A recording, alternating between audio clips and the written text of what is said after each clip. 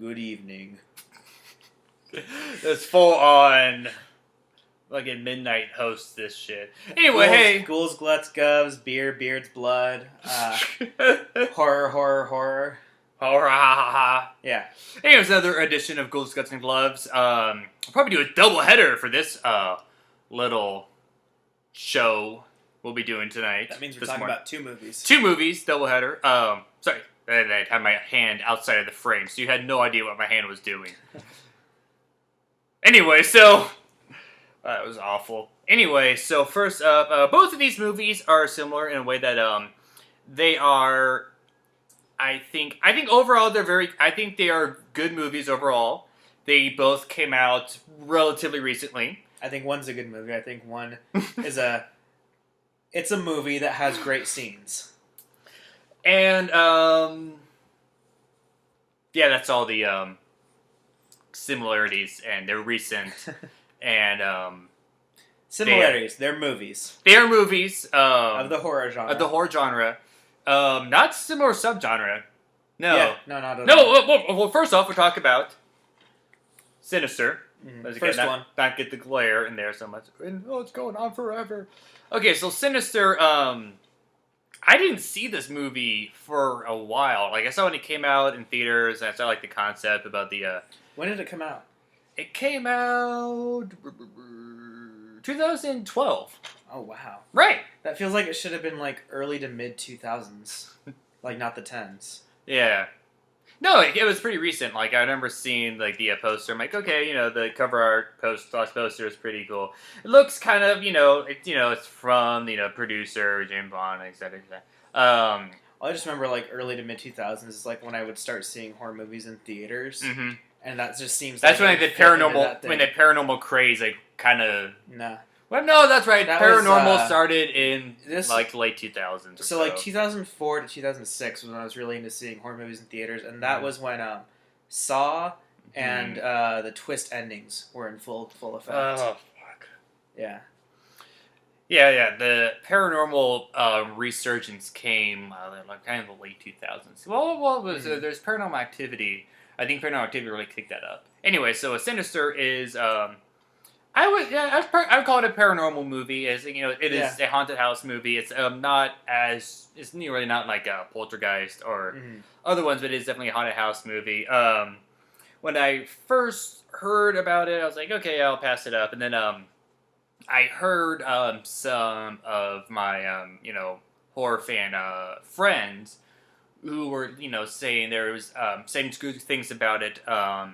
That some of the scene that some parts of the movie had like this like really legitimate tension to them, and the soundtrack. I mean, one of my favorite things, of course, is the soundtrack. It has A Gas, which is the ritual ambient project of this obscure Norwegian death rock band. The soundtrack was good. It worked really well. Oh yeah, I think it's like they made the movie for the soundtrack.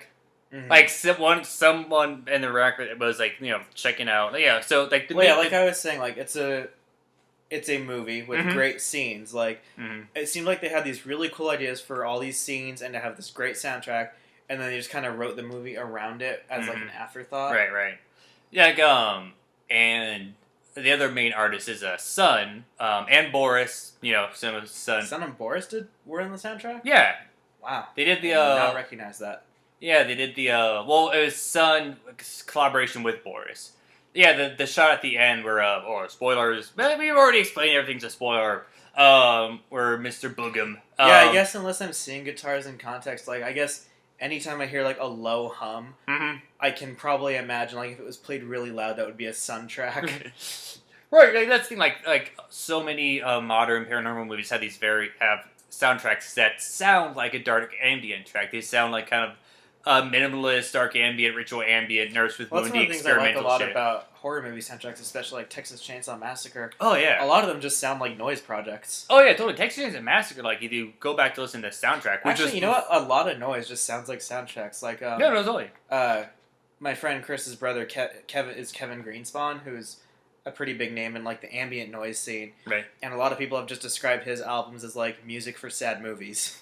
Yeah, totally. Like Yeah, with the original Texas Chainsaw Massacre soundtrack, even before like really Throbbing Gristle and like all those other proto noise bands got big. Mm-hmm. You know, he was doing stuff like he was like using like found like looping sounds, like a very like rough stuff, high pitched stuff, screeches. I mean, whether the artists like to admit it or not, like horror's actually always been a really big influence on noise and weird music. Oh yeah, like no even question. like Susie and the Banshees. Like I read their autobiography and they talked about how like for their first couple albums, they basically just wanted to sound like the Velvet Underground playing the soundtrack to Psycho. Yeah. That's a perfect description of what they had. Yeah. There's no question. Like it definitely comes from like industry. It definitely comes. Anyway. Mm-hmm. Well, Sinister. I mean, both genres, like horror movie soundtracks and industrial music, they both seek to create an unsettling mood through sound. Right. It's atmosphere first. It's like especially ambient. It's ambient. It creates ambience. Yeah. Ambiance. It's and darker ritual ambient. It creates. And the movie had a bunch of since Aghast is described as ritual ambient. The movie had rituals. Many. Yeah, I would say the deaths were ritualistic. Yeah, I guess. The deaths were definitely ritualistic. When you're setting up a scene and videotaping it, that counts as a ritual, I think. Yeah. And like there's like the whole anyway, so great soundtrack. Some of the death scenes were like legitimately really creepy to me. One of the things was the what was your favorite death scene? It's close for me. I didn't really like the last one, but I did like the fact that it was called Painting the House or House Painting or whatever. Mm-hmm. I like the titles it gave for him. It was like some innocuous shit, and then it was like some horrifying death scene. For me, it's a type between the first one, the first hanging scene. Trees, yeah. That's great. The tension it builds, where you're just like waiting for you're waiting for it. Not only that, but with most hanging deaths, it's a quick because of the breaking the neck, but like something like that, right? Where you can see them, they're where they have hoods over their heads, but you see them kicking. Well, because they're just lifted slowly, they're just choking to death. Right. They're lifted slowly, and you can see them kicking and struggling. It was, I believe, the lawnmower one where there was one scene. It wasn't like necessarily the death itself. The lawnmower one, you really didn't see anything. You didn't really see much. You didn't see that. But I just like the part where there was I think it was a gas. Yeah, it was a gas playing for the soundtrack on that. Mm-hmm. And you just see the chihuahua barking at it, but you don't hear it. Mm-hmm. You just see this dog barking fiercely at whatever's behind the screen. Like it has like this really unsettling vibe to it. See, the one for me was when he burns them alive in the car. Yeah, I mean, burning alive is always this. Right, but for me, the part that really made it like horrible was after he lights the car. Even though you don't see them, you see the car shaking, which means that they're in excruciating pain and just writhing. Right. Yeah, the lawnmower, like the setup I like for the lawnmower, but like the lawnmower death scene didn't really have as good of the execution of like the. Mm-hmm. You don't really like see graphic suffering. They don't see like the graphic suffering, but they do like to show that there's something going on. Now this movie could have been an amazing movie. I think it's a good movie. Mm-hmm. It could have. I would even say it's better than good. But it could have been amazing if they dealt with the storyline a bit better. First of all, describe the story for those who haven't seen it. Well, for those who haven't seen it, you're watching this. Okay, so this writer is trying to follow this case of these murders, and of course, the murders turn out to be involve this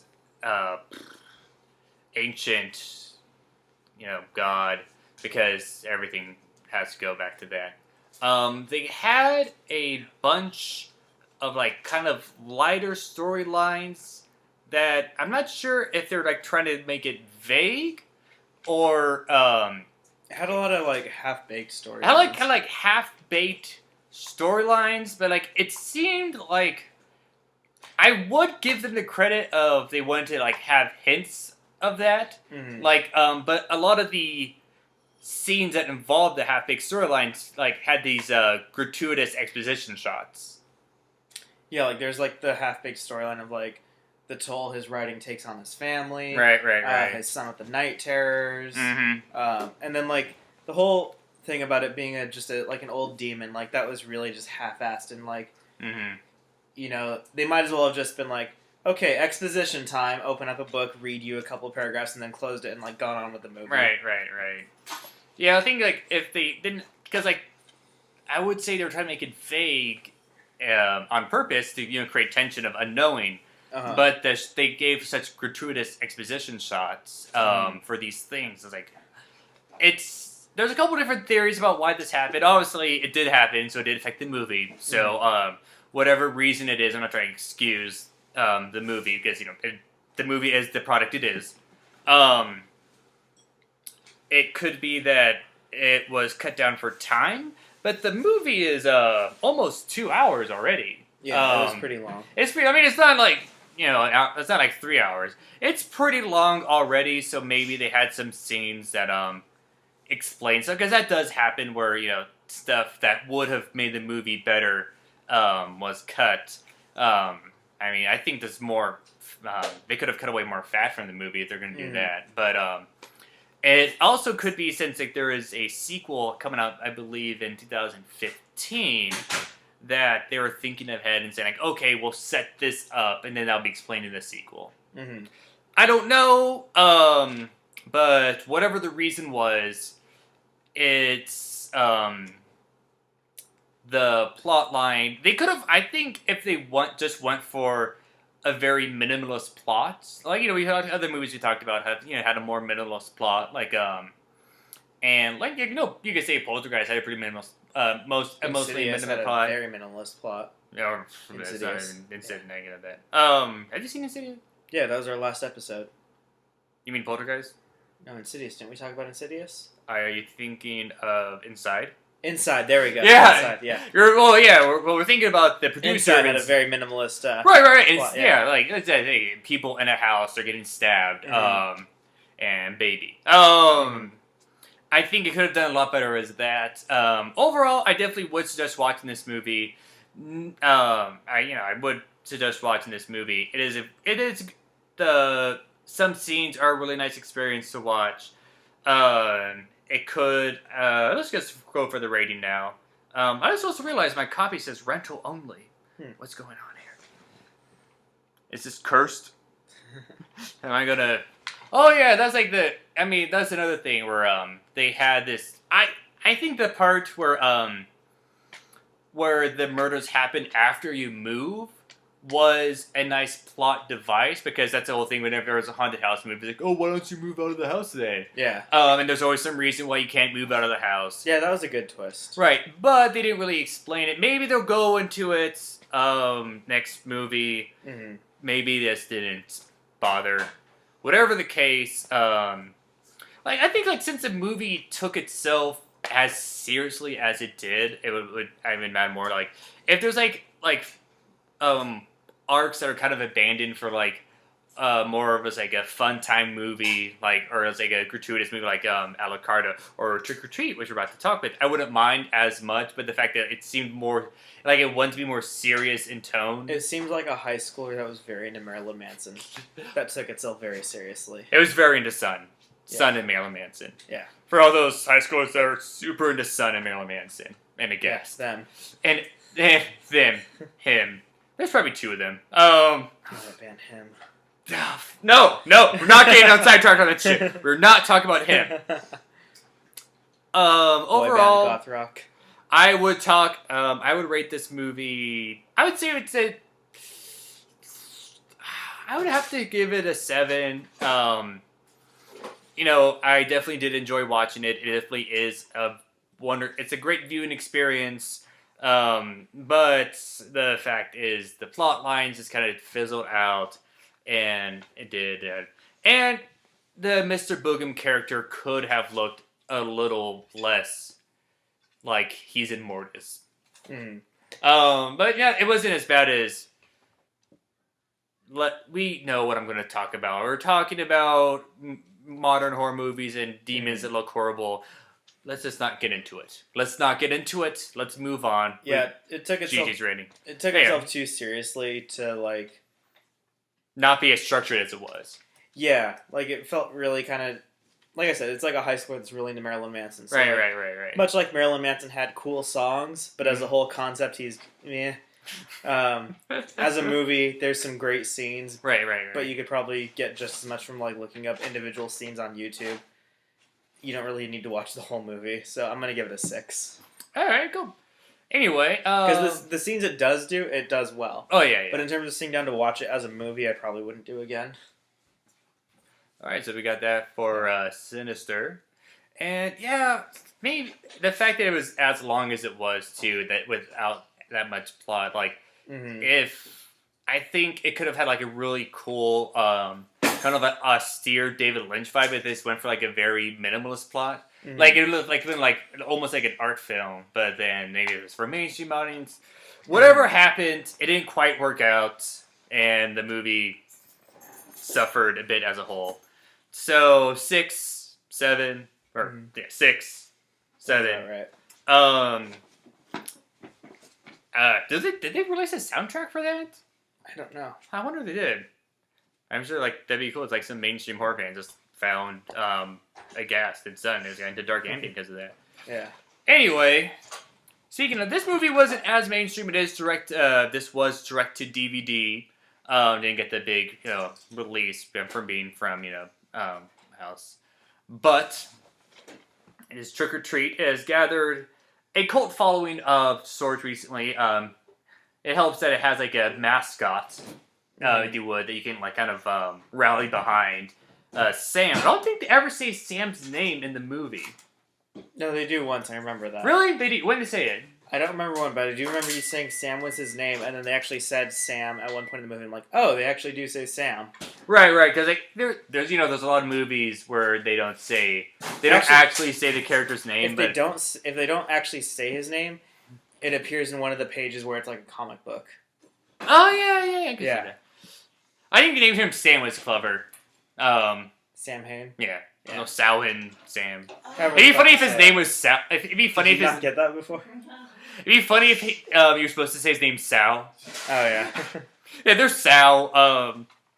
Fucking pagans, get your shit together with what? What language is that supposed to be? I think it's like ancient Celtic. Is it like I believe it's like an ancient Celtic language. So are they another one of those languages that like don't pronounce half the letters in their words? I don't know. I'm being ethnocentrist. Anyway. Yeah. Go on.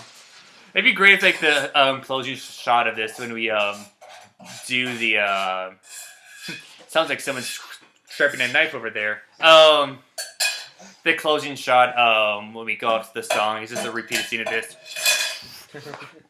That's me getting it. Anyway, although this was made by Michael Dougherty, not sure how you say his name. Dougherty. And yeah, speaking of separating art from the artist, which is something we were talking about before that you did not see, it was produced by Bryan Singer.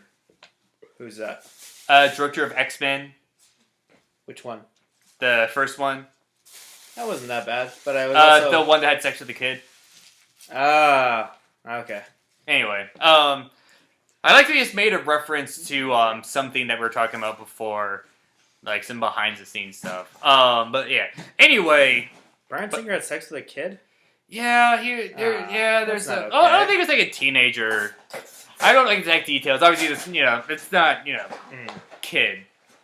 I'm not sure the details of that, but it was all bad. Obviously, and it is it's presented. It's described as a horror anthology, but like as you said, as I described the movie, it's more like a singular story. Like their stories are presented apart from each other, but they cross points a lot.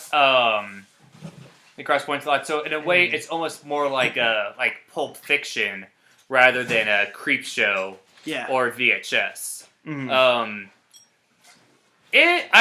Overall, I think this movie is pretty good. It's obviously, as you can imagine by the name, Sal, and the fact that it's called Trick or Treat, not to be the Trick or Treat, starring Gene Simmons for one scene. Ozzy Osbourne for and Ozzy Osbourne for not that much. Yeah. Have you seen Trick or Treat yet? I have not seen Trick or Treat yet. I know. I have that. I'll bring that for you. Okay.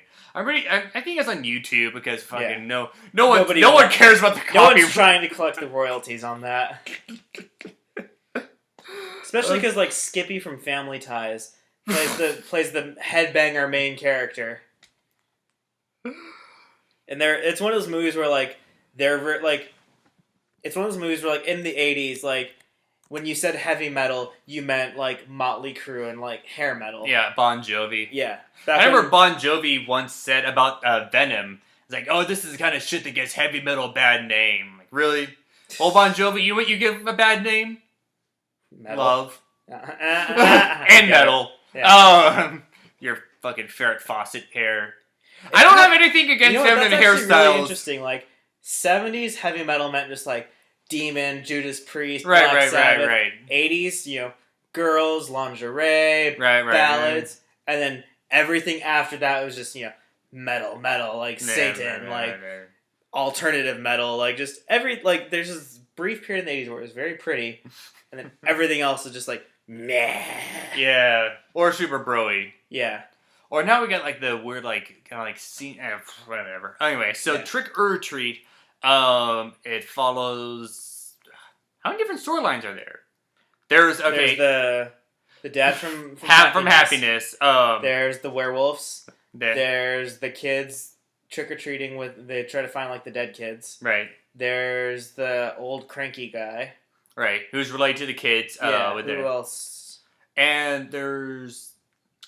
I think that's. Did I say the werewolves? You said the werewolves. Yeah. Is there 4? I don't think. Let's on the back there. I guess there was the vampire. I see that. The vampire was the werewolf scene. But he was established outside of the werewolves, though. Was he? Yeah, kind of. He was shown going through around the Halloween thing, and he met up with this girl. Yeah, I guess. Who doesn't know that she's being bitten. That was weird. It definitely wasn't as fully fledged set up as cranky old Ebenezer Booze or goddamn Boo Humbug. Boo Humbug. Right. Understandable considering the dead kids. Ebenezer Booze is my new punk name. Anyway, yeah, he wasn't as established as any of those storylines, but I would say that he had a storyline outside of the werewolves. And overall, I did like it. Definitely had this very, it had a lot of graphic stuff in it.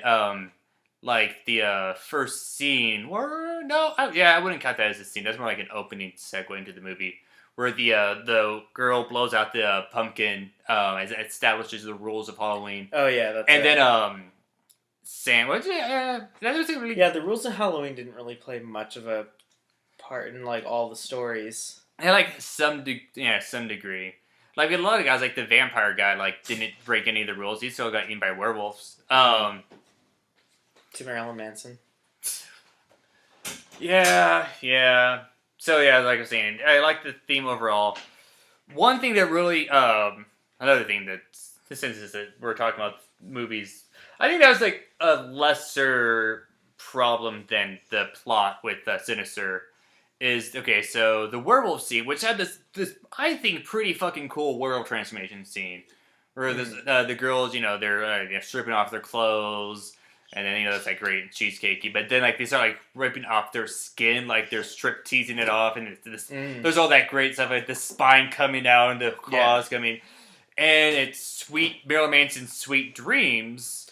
Which is a cool song. It's an alright song. I mean, there's nothing didn't fit there. Yeah, it's why have that there? In a movie that, as far as I remember, has no other soundtrack that isn't an original score. Or background music they're playing at the costume shop. Oh, by the way, the little kid that's going around sucking the what? Is it because that song is always played at strip clubs and it's supposed to invoke that? That might be it. Is it? I don't know. I thought it was hot. And that's what it reminded me of. I mean, Rage Against the Machine and Dope regularly get played at strip clubs.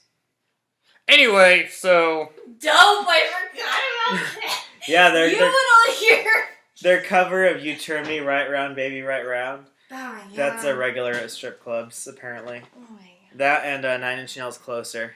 Well, that makes sense. Closer? Closer. I want to fuck you like Emily. Yeah. Right, that scene would have made. I want to fuck you like an animal. Closer arguably, into werewolf scene would have made so much sense because their sexuality. Yeah. Because first of all, they're stripping their sexuality, and in terms there's of stripping, animals. though, all three of those songs make great sense. Right.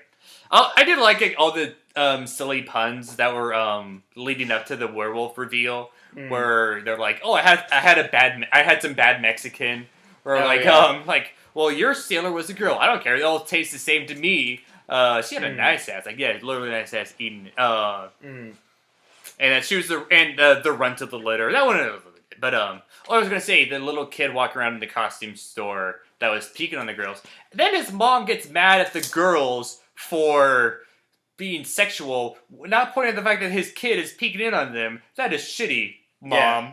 Don't victim blaming shit. Yeah, slut shaming. Yeah. It's like, no, not the fact that my kid is peeking on you in the dressing room. Yeah, teach your kid better. Right.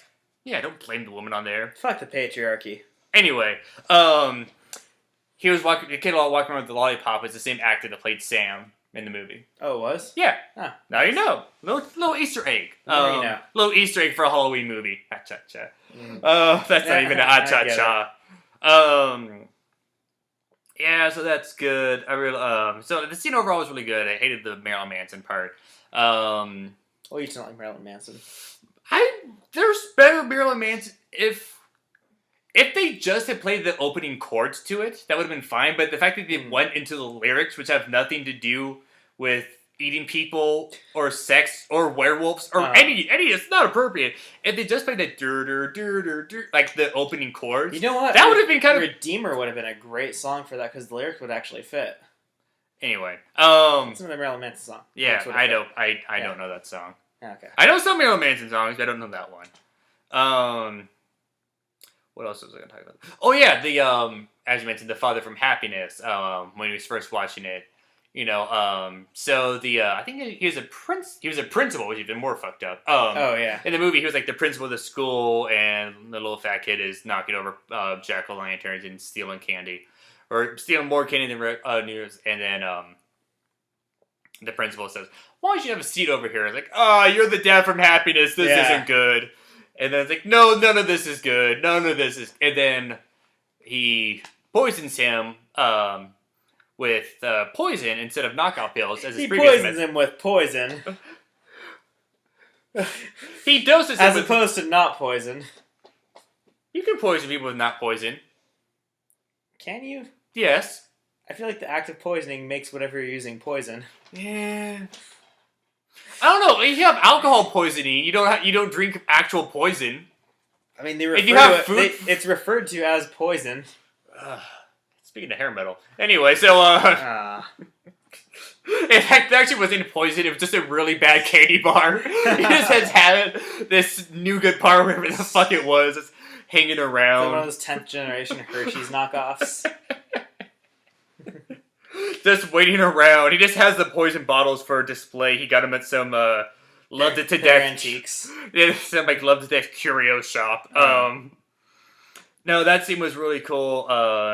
Especially the fact that it had the twist where he made his kid involved in the murders too. That was just like another level of fucked up, because it's one thing, like we were debating like which of his characters is more morally reprehensible. Obviously, Happiness, very different in tone. Trick or Treat is like this fun, murderous romp through Halloween and fun stuff like that. Happiness, a horrifyingly depressing drama / comedy, mostly drama. Dramedy. Fuck, god damn that word.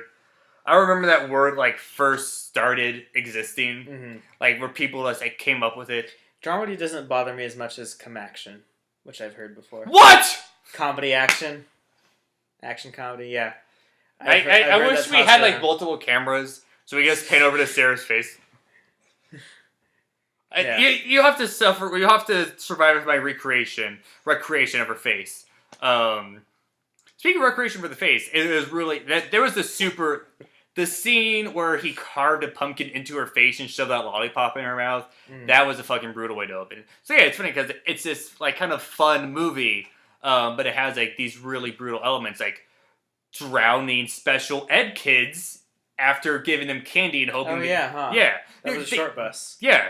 I mean, they didn't really apply this, but like the way the kid was saying, like, I want to go home over and over again. That, to me, it seemed like he had a disability. They say like they were troubled. It was a short bus, and like described his parents' shame and stuff like that. There's like the one kid that did talk. The way he repeated something over and over again, like it seemed like he like would have like autism or something. Like a very like ritualistic repetition of something, like wanting to go. Like obviously every kid like wants to go home, but like being made super uncomfortable by something not going the same way, or like when the bus driver made a wrong turn. Like some kids would say like, oh, this is right, but he's like wrong turn, like oh, something's apart from my routine. Thank you. Something's gone wrong from my routine. What the hell's going on here? And he was right to do that because he drowned him.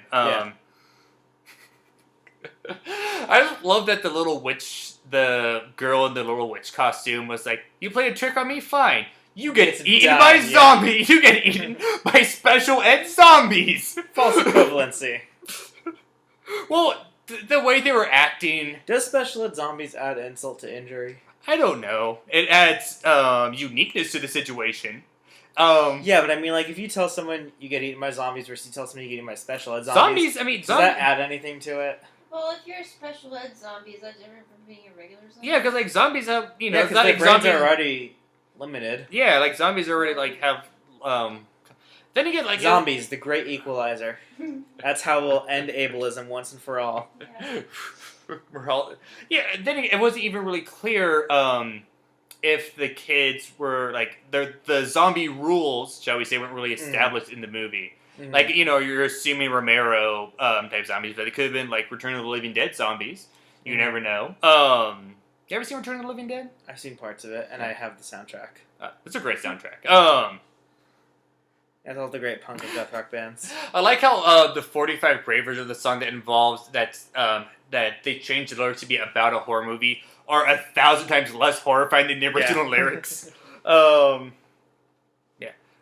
Anyway. What are you going at? The time? Yes, I know. We're wrapping up here. Yeah.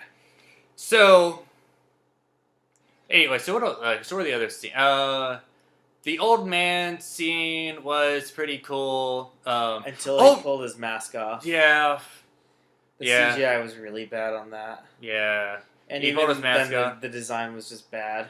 Yeah. I did wish that I've seen scary Pumpkinhead characters like or Pumpkinhead. Yeah, or even just like Jack-o'-lantern faces like were much more scarier than like the sack cartoon of a child killer thing. Right. The sack was way creepier. Yeah. I mean, sacks in general are scary. I'm not a fan of sacks. Goldman, all the banking industry. Kiko, scary. That's an inside joke for one person who's in the room. Professionalism here at Ghouls, Guts, and Gloves. Yeah, I like, his pumpkin face design was kind of, I do wish that it showed him eating the candy bar, because I just would like to see him, like, have the giant smile across his face as he's excited for eating the candy bar. That saved his life, because he stabbed him through a candy bar and counted that as giving treats. Then he sewed his mask back up, and I'm not sure how much time it elapsed. Maybe he has, like, in his pajamas, he has a sewing needle. But it wasn't enough time for the old man to bandage its head and make a sling. Well, he does work at a school, so I imagine he knows something about first aid. Yeah, you have to do right. As a bus driver, you would have to know about first aid. As a bus driver, you don't. That's bad. Don't get me started on what you don't have to do in the public school system. If you're interested to... Anyway. First aid is a bonus when it comes to qualifying for a job. CPI, incidentally, is like something they don't even tell you about. You have to ask about. Crisis Prevention Intervention. Yeah. Anyway, werewolves in there. Vampire was, kind of set up and not that interesting. I did like that it implied that he was an actual vampire, and then the werewolf ladies just like ripped his fake fangs out. Like, oh, nice. Oh yeah. And then it was the actual fangs. So that was the setup. That punchline was pretty cool. Yeah, overall, it's a movie that also the werewolf, the virgin werewolf was dressed as Little Red Riding Hood. Was she a virgin? It wasn't implied that she was a virgin, but it was her. She was an eating people virgin. Yeah. Okay. Right. Like it was her first time. I mean, it was her first time eating somebody. So like that's why they're like, I wanted to be special. I don't want it to be anybody. Okay. Yeah. And so like maybe she was a virgin, maybe not. That wasn't implied. But like it was her first time for eating somebody, which I imagine is a big deal for a werewolf. Yeah. It's a rite of passage. Probably. Right. Yeah. So yeah, that's pretty much all there is to say about Trick or Treat. We should have rated all the story arcs separately, but it's too late for that. Overall, I'm gonna give this one. I would give it an 8. I would give it an 8. Yeah. It wasn't scary at all, but no. It was fun. Yeah, it was fun. It was also self-aware. It was self-aware, but not in the, as you say, it wasn't winking at you. Yeah. It was okay, we're gonna have some messed up stuff, but it's gonna be in It was self-aware, but it took itself seriously. It was, yeah. Actually, I think that's when you're doing kind of a self-aware horror comedy thing. I think if you can do it right, the fact that it was had a light vibe to it in general, but it involved this character best known for playing a pedophile, drugging a kid and making this kid carve his head. A woman has her face carved apart in a knife in a sharp into it. Kids drowning in a lake because their parents are ashamed of the fact that they're special ed.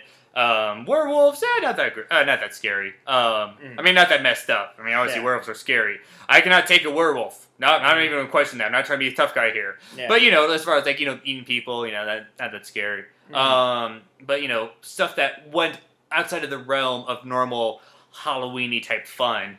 So, yeah, it has some flaws. Overall, it was a very enjoyable movie. So, yeah, I'd give it an 8. You'd give it an 8. Where are you going to give it? Off Andy Richter? That's fucked up. I can't call you Andy Richter. I don't know the name of any other... Ed McMahon. Ed McMahon? 7. 7? And she thought the dope show, Marilyn Manson, beautiful werewolf people, the beautiful sweet dreams. Beautiful werewolves. They were very beautiful werewolves. They're all very pretty ladies. It was fun though. No. You're not putting it. It is very. Well, that's the thing. It wasn't setting out to be a great movie. Right. It was aware of what it was, and it did it well. Right, and it went above and beyond because it could have just. It could have just been. It could have just been little scary. It could have been this little spooky kid, werewolves and vampires. But they added that little extra touch there. Sure, they knew what fingers. Yeah, it could have been the kind of cheesy where it's werewolves and vampires. Easy cheese on the saltine, but this is it was a nice actual slice of cheddar on a cracker with some herbs on it. Right. Yeah. They went further than they had to, and we appreciate them going the extra mile. And yeah, actually, it was. I think the character Sam was created. I think it was for one of those old animated shorts that would show on MTV at night. There's the character Sam. Anyway, I don't know, man. If you go to IMDb for that trivia if you want. But we're gonna sign out. Who do you think of a horror related sign out? May your candy boxes be full of goods. All right. Trick or treat. That way you can give out candy and you won't have a little pumpkin baby stabbing you. Okay. Sure. Also, it's by the way, I was going to start out with this. One of my favorite things about the Sam, the scene where you see Sam in action, really. Because before that, you see Sam, you see the aftermath of what he does.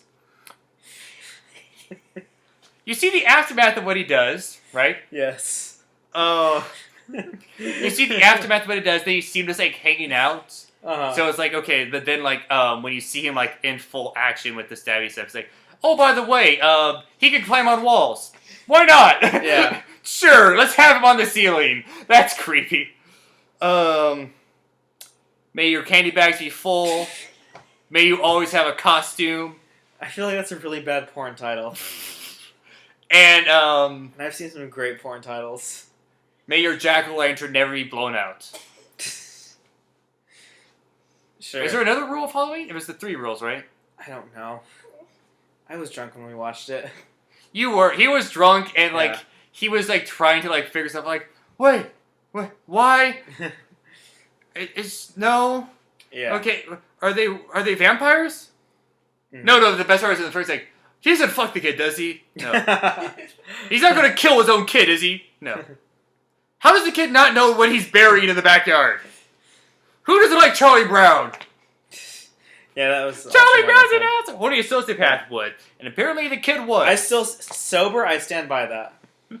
No, sober that is. I stand by that sober too. I don't know, can you really call a kid at that age a sociopath? Yes. Yeah. Yes, you can. Mm-hmm. This is not... We're not going to end this... That's the age when they start to kill animals. That's true. That's the age you get to be aware of yourself and other people. Mm-hmm. So you do have a sense of right and wrong. And so, yeah, that kid was a sociopath as apparent by the fact that he thought Charlie Brown was an asshole. Mm-hmm. Mm-hmm. Keep your jack-o'-lanterns on.